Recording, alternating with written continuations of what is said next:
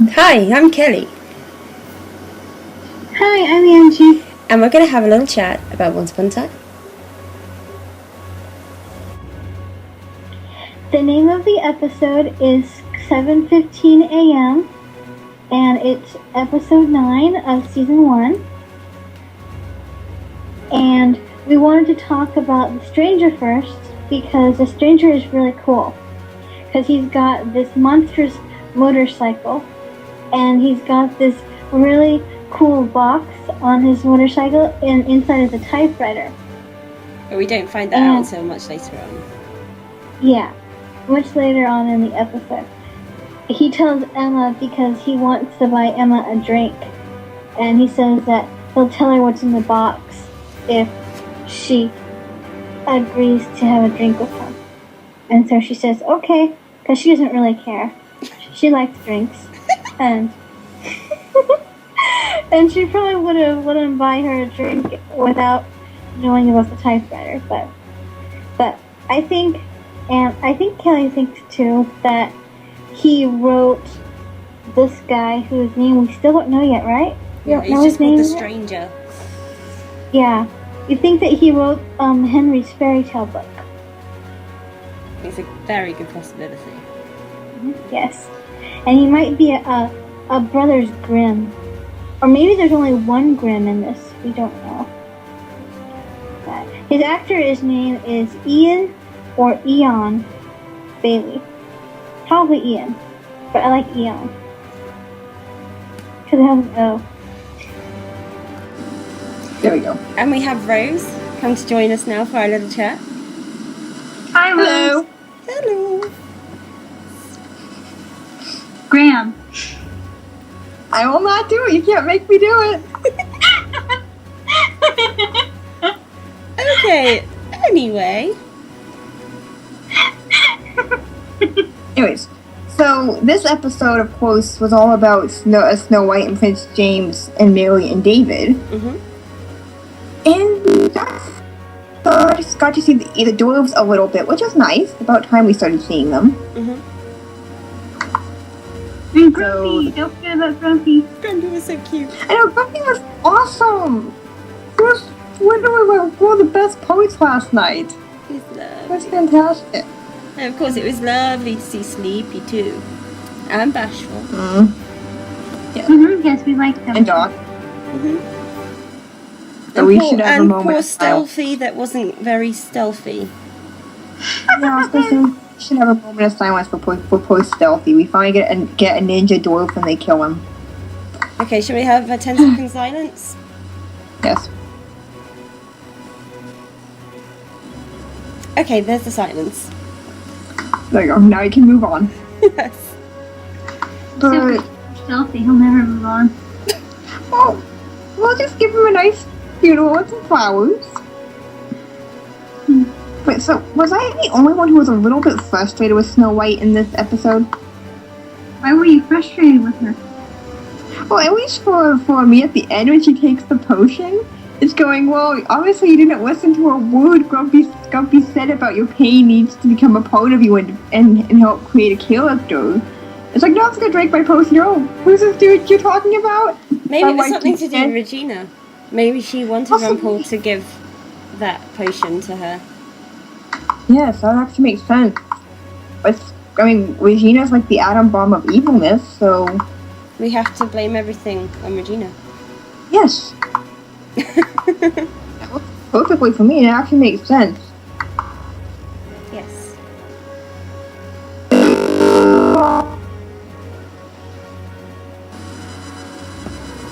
Okay, Rose, do you want to give us your theory? The one thing that would have been more interesting, I think would have been more interesting, is if Snow had actually told James what his new father had said to her about killing him.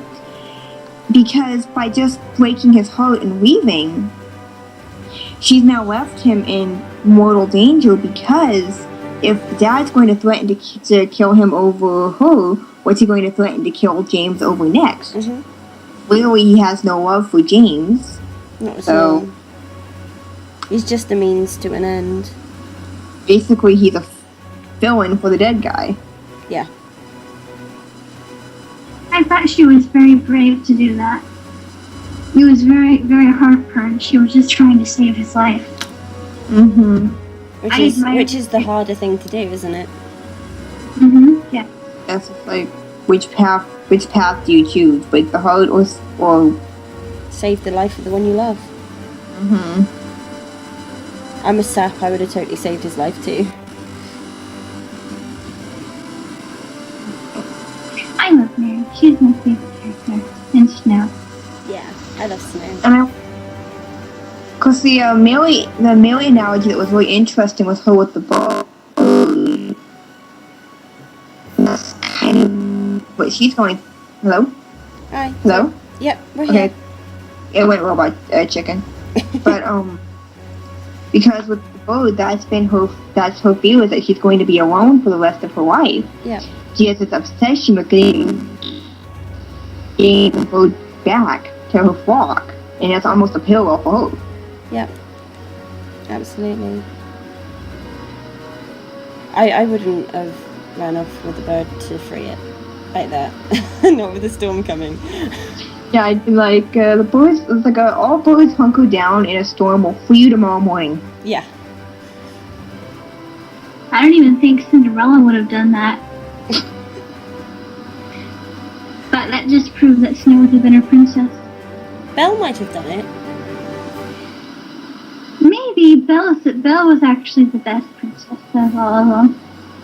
Yes, she was. But in Once Upon a Time, Snow White is the best, totally. And I still absolutely love the kick-ass Snow White. Mm-hmm, yes. I love that. Yes, too. And I like how it left off at the end of Hansel and Gretel, where she saw her walking scene. We saw them, and it looked like it was like the exact same thing that she had seen through her mirror. Yes. And we were just seeing it from her side. I thought that was cool. Dwarf, she's a dwarf. When did that happen? Okay, and of course we've read different places that some fans are pretty much accusing Mary of being like this homewrecker, but that's not the case, because you look at the evidence that we have from the show. David, as we're calling him, has been in a coma since the curse hit. So technically, he was only ever married to Snow. Mm-hmm. So he's not cheating on anyone, because he never married that woman. He walked away to find Snow.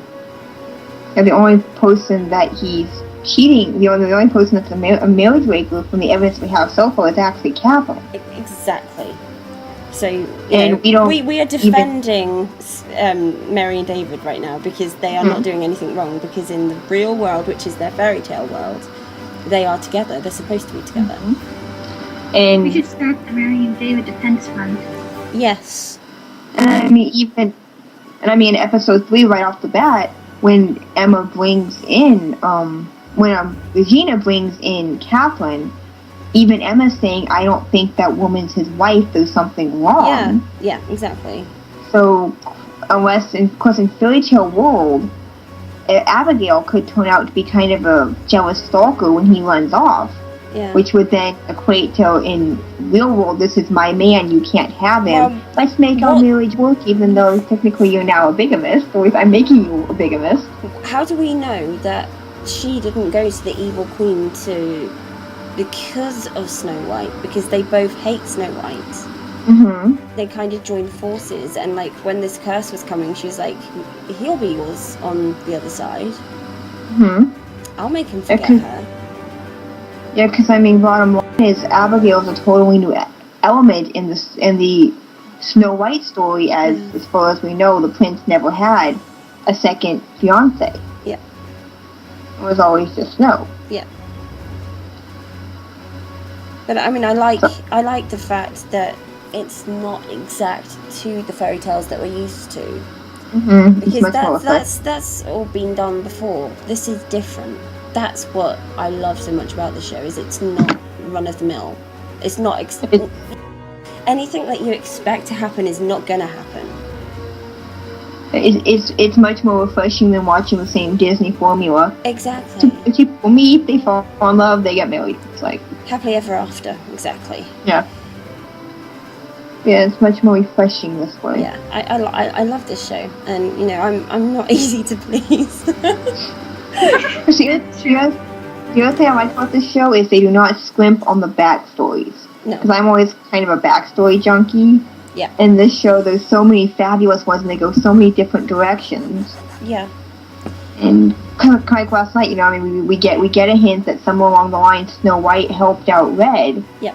And I'm curious to see how that's going to play out. Yeah. Yeah, I want to know what she did for her too. By the way, Maybe Red- in this version she was actually the one that killed the wolf and not the huntsman. That would be cool. That'd be cool. Mm-hmm. It's actually a technicality point of the Red Riding Hood story. Is sometimes it was a huntsman that came involved, other times it was a woodsman. So it'd be interesting to see if they use the huntsman again, or if they bring in a woodsman, a different than Mike. Yeah.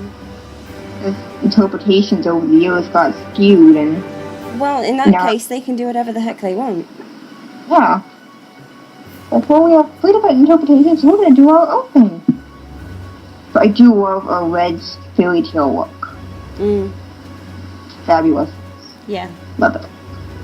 We've got to see more of the dwarfs, though. Yes, we do. Yes. I like the dwarves, and they've been because we haven't seen either them or the fairy tale or the real world counterparts barely at all. Yeah. And we saw Sneezy last episode. Yeah. He was the guy in the store, but other than that, we haven't seen him at all. Yeah, it would be good to see them in the real world as well.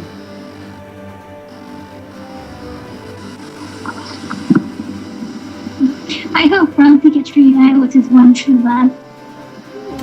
That'd be. That story was so sad. I always felt Grumpy deserved a bit more, a bit more love. Yeah. Poor guy. Poor Grumpy. He got framed by an evil guy. And Munchie keeps telling me that she loves Henry. I'm starting to get a little concerned. She's too young to like boys. As long as it's just a TV crush and not the boy down the street. Yeah, okay. I'd rather have her liking Henry, definitely. She thinks he's really, really cute. He is. She said she wants to marry him. That's what was the scary part, I think, for me. Well, if it's any consolation, when I was 5, I had a boy that I wanted to marry, and it did not work out. So I'm pretty sure I'll throw that face too.